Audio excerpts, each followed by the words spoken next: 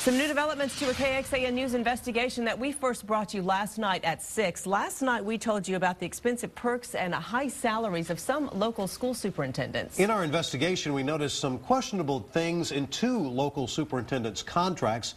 Investigative reporter Nanci Wilson contacted both districts about the discrepancies and got two very different responses.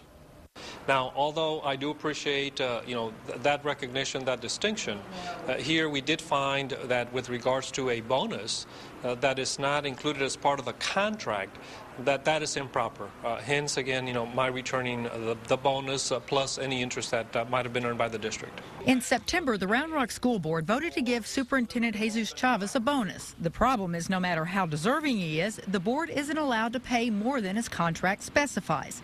We questioned the bonus and got a quick response from Chavez saying he'd pay the bonus back with interest.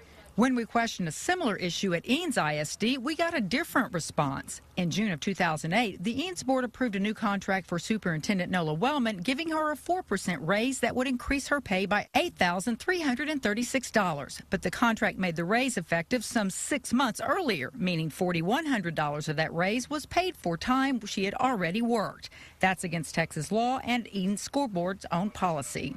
Both state the district shall not grant any extra compensation, fee, or allowance to a public officer, agency, servant, or contractor after service has been rendered or a contract entered into or performed in whole or part.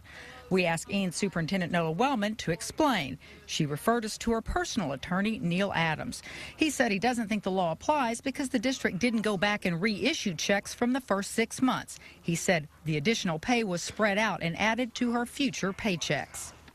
So what happens? Well, any dispute over Wellman's contract may have to be settled by a court because any citizen can file a petition demanding the money be paid back to the district. So if that happens, we'll follow up and let you know.